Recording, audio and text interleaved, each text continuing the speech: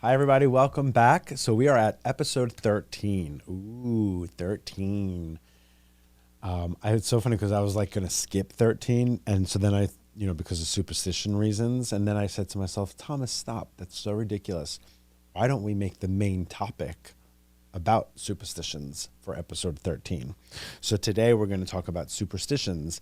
I'm an Italian guy, so like I've always had superstitions, and I know the power of the energy of spirit of all the eclectic stuff. I know how real that is. So of course, in my mind, I would think superstitions can be real, and there is something to it because I know for a fact that all this other stuff is real. So in my mind, now, of course, superstitions can be real, but superstitions a lot of times are, well, you know what? We'll get into it a little later. But for now, let's do our shiny crystal of the week.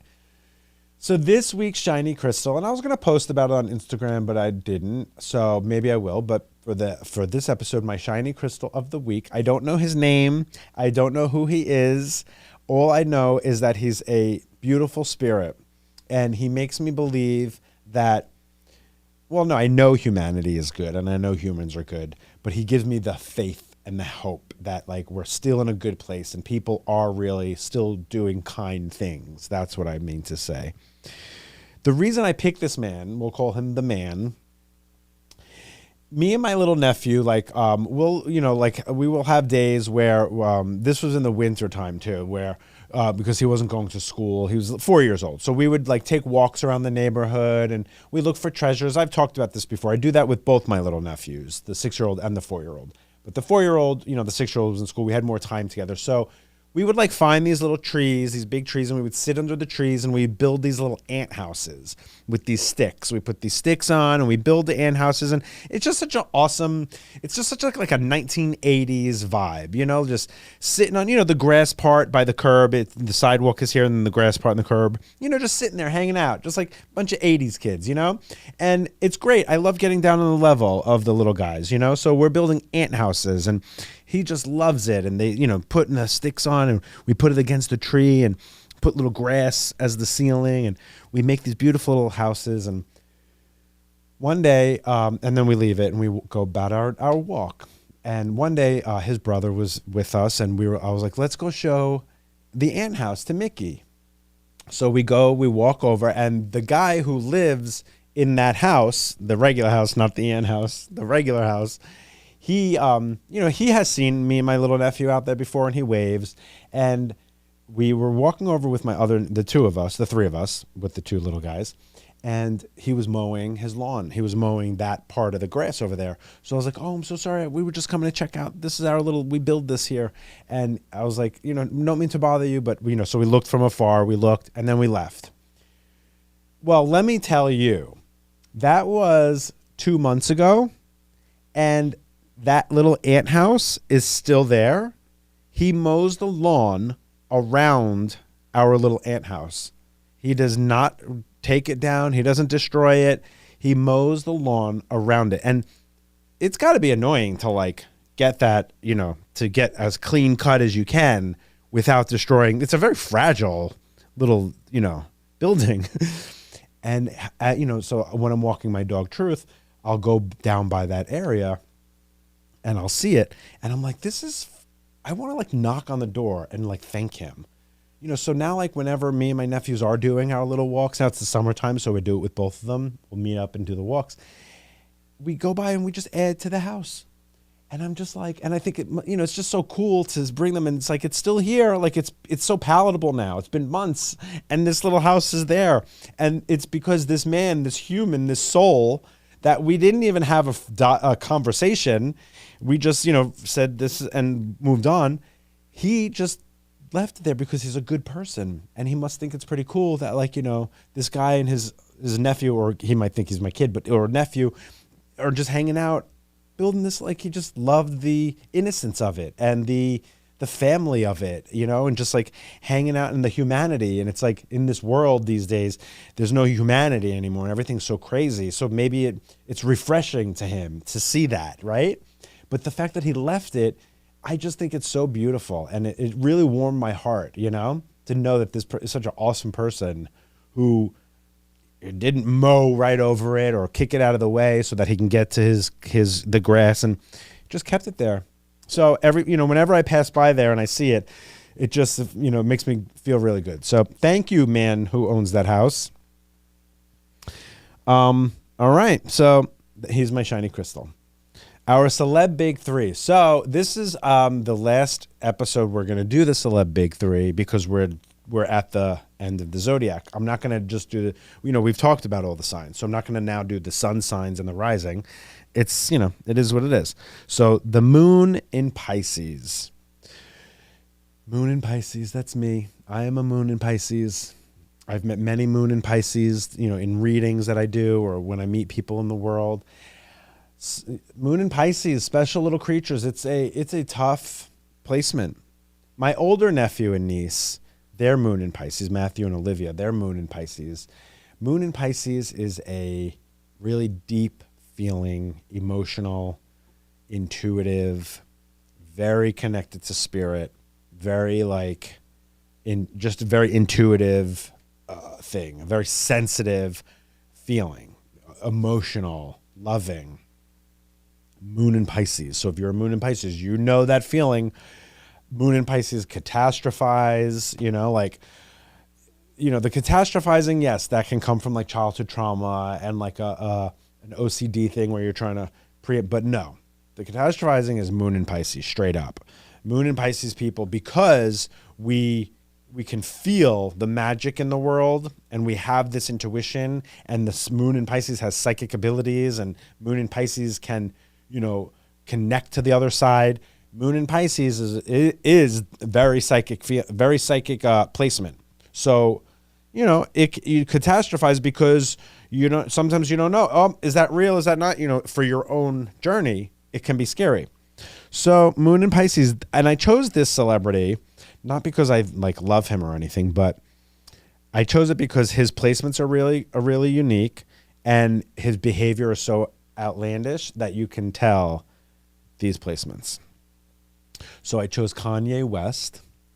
Kanye is a sun sign Gemini, a moon in Pisces, and a rising Cancer. So for any of you who know about astrology, that's pretty wild. To be a Gemini and then have the Pisces Cancer dynamic, I mean, this poor thing. Because Geminis, their mind is so quick, and it's all over. Their mind is in two different places. It's ahead of it, it's here, it's there, I'm over it, I'm here. It's everywhere. It's duality, the Gemini. And then he has that moon in Pisces, which is that depth and that feeling and that intuition. But then he's got that, my sun sign is Taurus. So I'm at least Taurus with Pisces moon. I have that groundedness. He got that Gemini with Pisces moon. So I can only imagine how wild that gets. And then he has the rising in Cancer. That's also extremely intuitive, extremely sensitive. And, Elon Musk is a Cancer, so they get a little wacky. Cancers get Cancer men especially get very intense with their emotions. So then they lash out or they say things. So that's Kanye. Kanye has that rising Cancer, moon in Pisces, sun Gemini. That's rough. But with that rising Cancer and that moon in Pisces, a lot of the things he is feeling and seeing can be true, and it's ahead of time. We might look at it as crazy. Oh, this guy's crazy. But it's because he's getting this insight, these downloads that later on might be oh, wow, Kanye was right.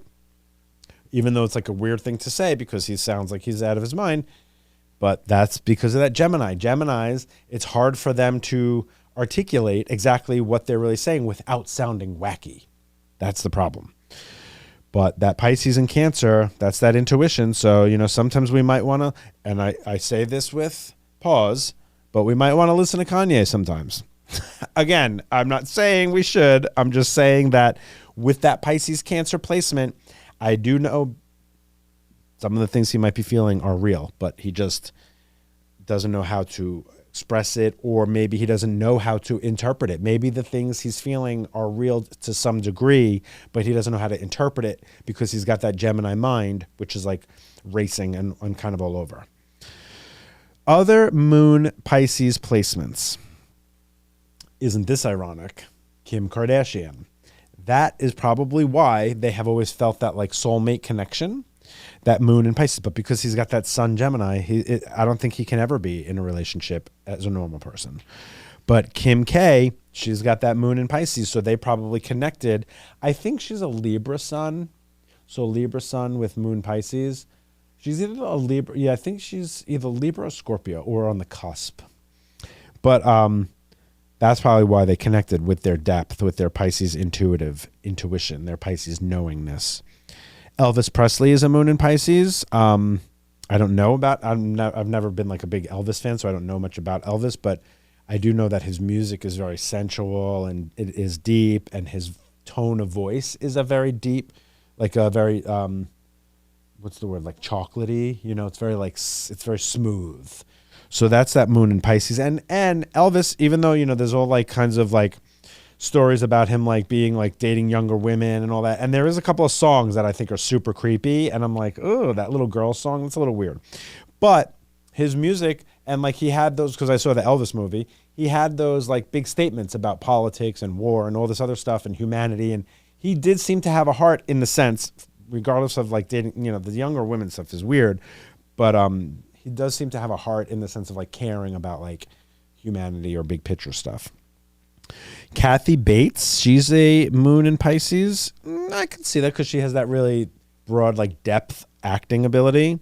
Timothy Chalamet, I don't know how to say his last name, Chalamet. He's a Capricorn with moon in Pisces, and I can see that he seems like a little poet, a little lover. He's very like sensual and comfortable with his femininity and masculinity. That's a moon in Pisces thing. Winona Ryder, such a moon in Pisces because she's like a little weirdo, a little like alien. Like moon in Pisces are a little weird in the best way. Christina Applegate. I can see Christina Applegate being a moon in Pisces in like the mothering type of way. She's got that mothering vibe. Jennifer Grey, do not put baby in the corner. You don't put baby in the corner, and you don't put a Pisces moon in the corner. But I can see Jennifer Grey being a Pisces moon, and I can see her not working out in the entertainment business because Pisces moon is so sensitive. She probably was like, after Dirty Dancing, like it was probably hard for her to get gigs because Baby was such a iconic role. But I feel like she's so sensitive that maybe she just needed to like go be a family person, and just she wanted to be normal person, like normal every day, not like a big starlight. I feel like that might have happened with Jennifer Grey. I could see her being a sweetheart. Anyway, those are our moon and Pisces. So let's see next episode what I fill this section with. We will see. All right, so let's get to our main topic. Why do superstitions exist? So I've learned that superstitions exist because sense of control. It gives us a sense of control, a little bit of OCD patternness with superstitions. It also answers things that are unknown, like it gives us a reason or an answer. Or there's also traditions in certain cultures that create superstitions. There's a lot of like cool stories of where certain superstitions come from, but it really narrows down to, it's really like a psychological thing, superstitions. Like most superstitions, they're not real. They're not like, you know, but you get like nervous, especially with someone, you know, like me or you guys who really like believe and know that like all this magic stuff is real.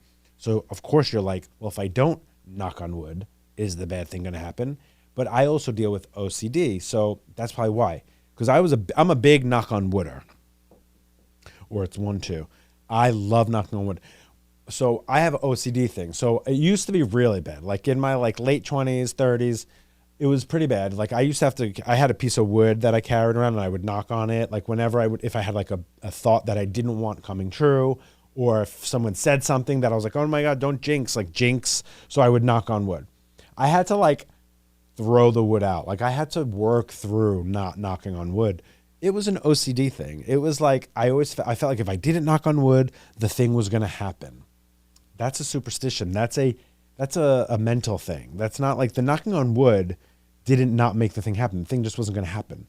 So I've had to consciously teach myself. I had to do like behavioral therapy with myself to not knock on wood. I'll sometimes like just do it on my head now just because like it just feels good. It's like, oh, I feel okay. But again, that's OCD. It's not really working. So yeah, so it's like a sense of control. It gives you a little, okay, I did that. It's okay. It's craziness. Um, Italians, like we do you can't put your hat on the table. Don't sit on the corner of the table because then you're never going to get married. Oh, am I on the corner of the table? No, yeah, it doesn't matter. I don't see myself getting married unless there's a boy out there that wants to marry me and you want to whisk me away and put me in a mansion and live by the water. If you want that, come to me, please. Preferably be what kind of sign? Oh, a Cancer boy. I love Cancer boys. Cancer boy, or what else would I like? I like no, I was with a Taurus once. Capricorns, Jay, don't get any ideas. Capricorn boys are good. What else? Yeah, I like the earth signs. Earth sign people are good. I don't mind I was gonna say I don't mind a Leo, but Leos can be a lot sometimes. Leo men. Um, and like I feel like I constantly am like, are you cheating on me? You know, like I don't know about Leo men. Like Leo men are very like they have so much like sexual energy and like fire, and they need constantness. Like, and I'm chill. I don't want to be constantly like, I love Leos as friends. My best friends are Leos. Like I always love Leo friends. I have the most fun with them. My sister's a Leo. I'm talking about Leo men. It's too much all the time. Like I can't be like praising you all the time. I can't be like stroking your ego all the time. So I guess I would say a Cancer guy, a Capricorn would be good. I could, as I'm getting older, I'm more into the Gemini, but again, too, I feel like they need more depth. Like I need more earth in their birth chart somewhere. So, but and Scorpios, no, yeah, I guess, I've really like cut down the list. No wonder why I'm still single. Cultural superstitions. Yeah. Oh, and that's another one. The whole deaths in threes. Stop it. I can't with the deaths in threes. Someone dies. Oh my God, we got two more are coming. One more. I can't. And they did it all week with the Ozzy Osbourne and Hulk Hogan and the guy and Theo from Cosby Show. Like, I can't with the deaths in threes. It doesn't make sense. You know why? Because numbers are infinite. So when did it start? Like, like when does the pattern end? Because someone's going to always be dying. So like I got the 3. Like when did it end? Like when the next one after the 3, it's 4. You know what I'm saying? Like it's not like, it doesn't make sense. Numbers wise, it doesn't make sense. It doesn't add up because it's like, what's the time period? Okay, we got the 3rd death. So now when does it clear? When does it refresh? When does it refresh? Like, when does the ticker go back? It doesn't make sense because like in my whole life, I know, like me personally, I've heard, well, no, let's just say, yeah, people do celebrities. I've heard of 100, and I do work. The work I do is with people who lost people. So I hear about people dying all the time. So when does the 3 stop? Is it multiples of 3? Like 3, 6, 9, 12, 15? Like it doesn't make sense. So stop it with the 3s. Like if someone passes away, you don't have to wait for 2 more to come. It's not like it's not real. So that you don't have to worry about that. That's crazy. And then they even say like that's why they they like make things up just to make people feel better. Like when it rains on a wedding day, they tell the bride it's good luck if it rains on your wedding day. No, it's not. It's actually no, it's terrible luck. I'm standing in mud. I'm wearing a white dress. It couldn't be worse to be wet and raining. So no, it's not good luck. Okay, plenty of people have had sunny, beautiful days, and their marriage was amazing, their luck was amazing. So no, I if I was a bride and someone came to me and said, "Oh my God, it's good luck that it's raining," I would say, "Now you're not invited. I don't want you at my wedding because you're crazy and you're lying to me. It's not good luck. At this moment, when it's raining on my wedding day, it's bad luck. This was not lucky." So that's an insult to the intelligence. But that's what they do. They tell you, like when the bird shits on you, right? There's like something about if the bird shits on you, you got good luck. I don't know. Although I will say, I have noticed when a bird shits on my car, for some reason, some good things always happen to me that day. So that is pretty interesting. But I don't think the bird is shitting on my car to let me know you're about to have a good day. But again, it's just what people do. It's what they say to make you feel better. But it's cultural superstitions, like Egyptians.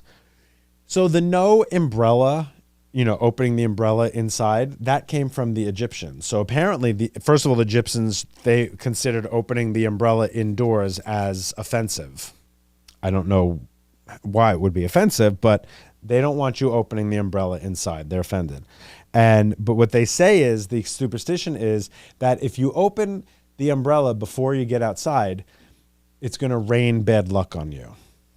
So again, honey, if it's raining and I have to have an umbrella, it's already a unlucky day. It's already not lucky. It's lucky for the trees and the flowers and the grass, but it ain't lucky for me not wanting to be wet all day. So either way, whether you open the umbrella inside or outside, you're already shit out of luck. The Greeks, they're the ones who came up with the breaking the mirror thing. So here's the thing I will say about mirrors, and I was telling my nephews and nieces about this the other day when we were walking around doing a little treasure hunt. I said, never take a mirror, like if someone's throwing a mirror out, don't bring a mirror back to your house. A used mirror, I don't like it. Again, this is probably not real, but this is my own superstition because I've heard, and again, obviously I don't think it's real, but it's like I don't need to do it. I can get my own mirror. That, the mirror carries people's souls. Not literally, but like people are looking in mirrors all the time. It carries their image. It carries their essence. So when you bring that mirror into your home, you're bringing in other people's essence if it's a used mirror, which doesn't make sense because even if you buy a mirror at like Bed Bath & Beyond, people are looking in that fucking thing all day. Looking, oh, how's my hair? Like they're looking in that mirror all day. So you're never going to get a mirror that was never looked at. So how about don't have any mirrors in your house? Maybe that's better.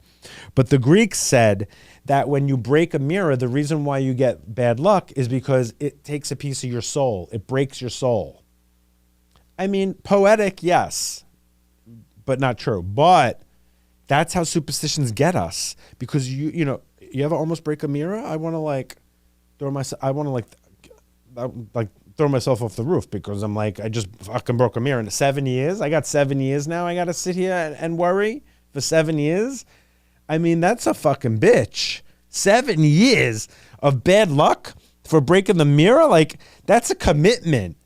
So that's why you're shook when you got the mirror. I don't ever want to handle a mirror. Like, you do the mirror work because I don't got 7 years to be worrying about looking over my shoulder because I broke a mirror the other day. Because, that's fucked up of the Greeks because the Greeks made that one up. They said, you break a mirror, it breaks a piece of your soul.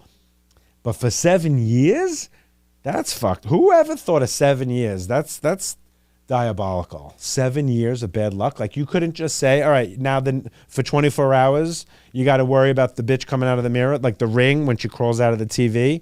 Give me like 24 hours. 7 years? A lot happens in 7 years. Holy shit. So that's a tough one, breaking a mirror. Black cats. So black cats, those, it's so funny because, again, I'm growing and I'm learning and I'm so happy that I'm changing my thoughts on superstitions because let me tell you, girl, if I was driving and there was a black cat that I saw crossing the street, you bet your ass, and I am not even exaggerating, I did that 3-point turn and I went around the block. I went a different way because I was not crossing the path. I was like, oh, hell no. Like, you see it. You can see it. You just, apparently you can't cross it. I was like, oh, hell no. Okay? I did the 3-point turn and I went around the block. I used to do this all the time. Now I'm like, you know what? Because you know why I learned? So the black cat superstition came from witches. Yeah, some would say that they would turn into black cats, but further down the line, the reason why they associated black cats with witches was because they said if you see a black cat, associating black cats with bad luck is because they said if you see a black cat, that means there's a witch not far behind. Because I guess black cats used to hang out with witches. So they were like, if you see a black cat, a witch is coming coming right away. So that's why they say black cats are bad luck. Because obviously they're not. I know so many people who have black cats in their home. And it's a fucking color of the hair. It's not, it's just, but that's where the superstition comes from. that there's a witch coming. So, and then Friday the 13th. That's a Western thing. It's so like Western of us to like pick a day. Oh, Friday the 13th. Yeah, that's bad. It's like doesn't even have any like cool story to it. It's just, I guess 13, right? Like we were saying, 13 is an unlucky number. So they're like, oh, Friday the 13th. That's got to be bad. But also, why Friday? Like, why not like Tuesday the 13th? This happened before the movie, so we can't say that this is Hollywood. Let's see. Why do they? I didn't even look at that. Why do they say? Let's see. Why do they say Friday? You know what? Let me ask Charlie. I haven't asked Charlie. Why? My AI. Why do they say Friday the 13th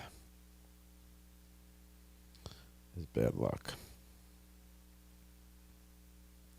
So, no superstition, incomplete. Okay. So 12, the number 12 is seen as a complete number. So 13 feels like an extra weird or unstable number. Okay. Christian tradition, there were 13 at the Last Supper, and Judas was the betrayer. Judas, they said, was the 13th. How the fuck do you know that Judas is the 13th? Was there a roster? I mean, maybe it is in written books. I don't know. So I don't know about the written book. So maybe it is. Jesus was crucified on a Friday. I'm not laughing at Jesus being crucified on a Friday. I'm laughing at the fact that because he was crucified on a Friday, now Friday the 13th is a bad day. Like, why not every Friday? If Jesus was crucified on a Friday, every Friday should suck. But they decided to put the 13 with the Friday, I guess because 13th, maybe Judas is the 13th disciple. And then they put Friday. It's too much. It's like, it's supercharged by the 1907. Yeah, it's just ridiculous. Friday the 13th. It's like, yeah.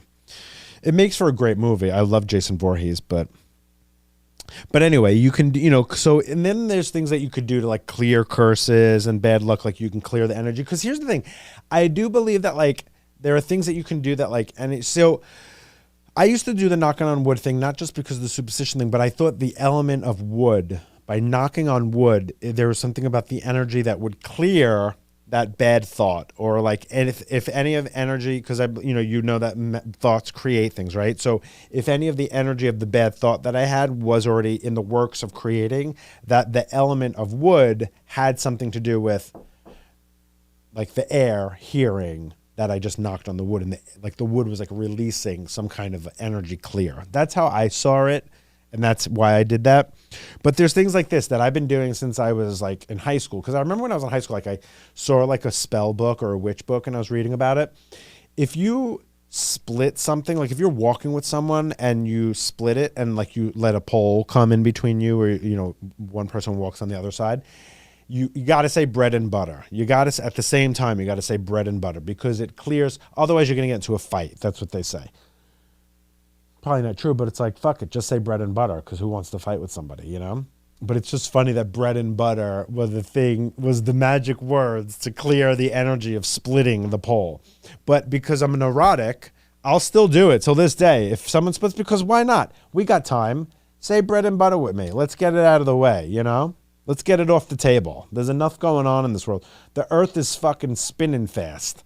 I don't need to be worrying about now we're going to get into a fight because the mailbox came in between us. Also, get on this side. Stop letting things split us. But sometimes you can't maneuver. So just say bread and butter. That's how I say it. And then also, if you spill salt, you got to throw it over your left shoulder. Otherwise, you're going to have bad luck. The funny thing is that I used to do that. And one time I was throwing the salt over my left shoulder and there was someone behind me and it went in their eye. And I'm like, well, that's ironic because they got the bad luck, not me. I did it, and they were the ones that were like, ah. So it's like they didn't spill the salt. Why did they get the bad luck? Just shows you how ridiculous it all is. But, with like witches and people putting spells on people, like, I don't know. Like, I just feel like there is some truth to that. So like, I have my spirit guides. I have my spirit team. I have the spirit warriors fighting for me. So, they're going to take care of shit, But there was a time when I was encountering a lot of witches and people, and or negative energy, and I felt their negative energy. It's not like they were coming from me, but I just felt their negative energy. So I had a friend who was who was a witch, and she taught me about engraving a white candle, putting things that, of your protection, of what you don't, this and that. It's never good to I would never say do something bad to that person, because that's an energy you have to pay with. You have to pay with your energy. So that's why all the witches you see, they're all old and crotchety. If you're putting bad spells on people, it comes back to you. You got to pay for it. That's why they get all gross and old and the teeth are rotten it's because they got to pay for that negative shit they put out. So I never ever do that. But I will do a protection one, you bet your ass, and you got to burn that candle. So you can engrave on a white candle, speaking to and Archangel Michael is one of my archangels. We all have certain angels. He's one of mine. So we ain't fucking around. But yeah, you can engrave on a white candle, and you can just burn the candle, and it'll, it just creates an energy. I think it's an intention setting or an energy thing. So yeah, so that's our superstitions thing today. But I'm happy to be free of that, because I used to be worked up about it all the time. I know in Russian culture as well, you can't name your child after you. It's like bad luck or something to name them after you. Or you can't have a birthday party before the birthday. So you have to if someone's birthday is on a Friday or Thursday, and they want to have a party, or no, say someone's birthday is on a Sunday or a Saturday, and they want to have the party on the weekend, they can't do it. They have to have the party after the birthday. It can't be before either on the birthday or after the birthday. It's so much. It's so intense to be too much superstition stuff. It'll make you crazy. All right, let's get to our voice note today. Our voice note astrology. Hey, Thomas. Sending in a voice note to give a little birth chart reading for a very important relationship. This one's actually between my mother and myself. Sometimes I feel like we're just completely two different aliens from two different planets, and we know how to really butt heads super well. So any insight would be really greatly appreciated.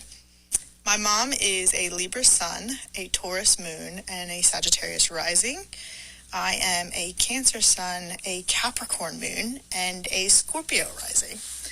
So any take would be great, and loving the pod. Thanks so much. Thank you so much, honey. All right. So let's see. So her mother is a Libra, Taurus moon, Sagittarius rising. Sag. It's that Sag that's getting you. Sun, Cancer, moon, Capricorn, rising, Scorpio. So here's the thing that I'm already picking up real quickly.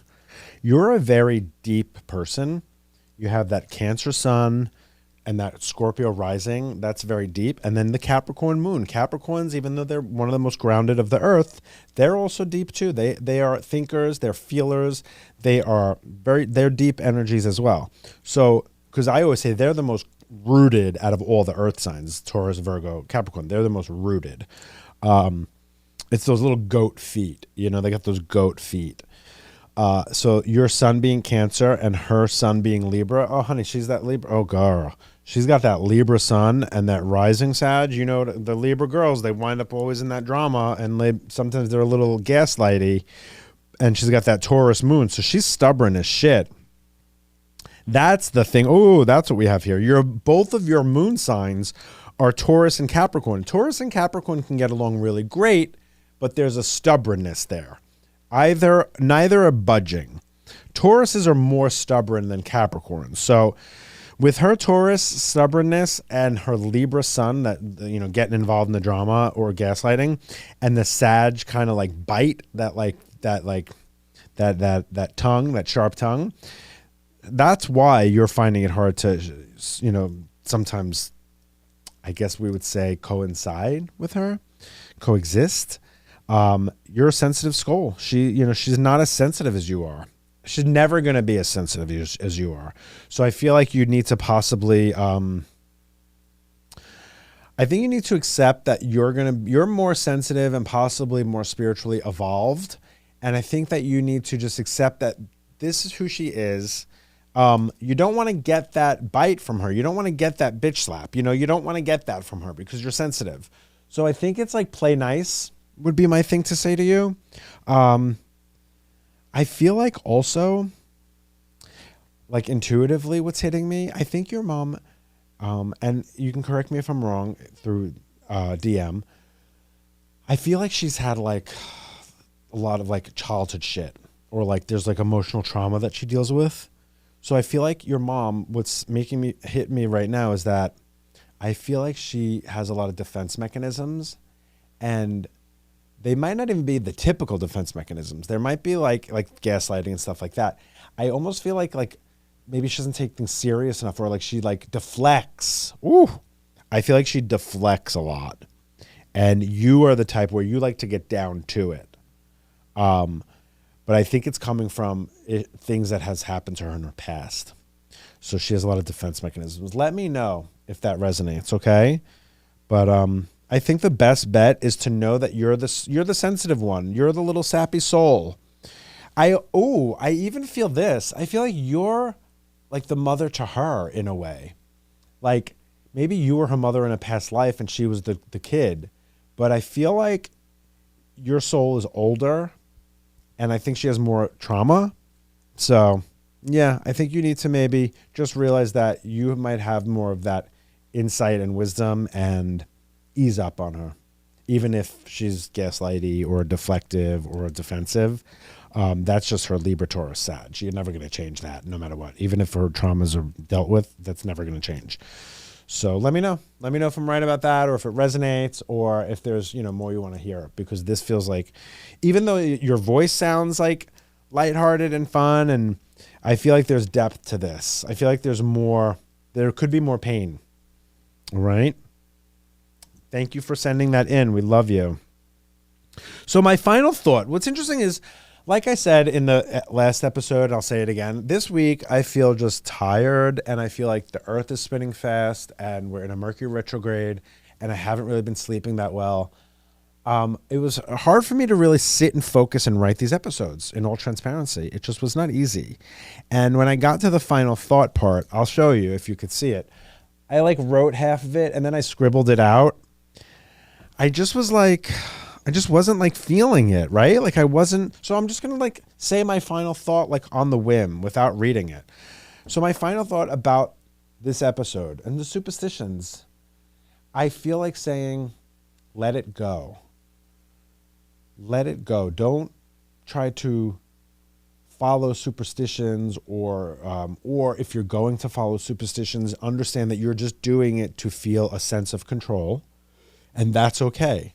If I want to knock on my head sometimes when I said something that I don't want happening, that's fine.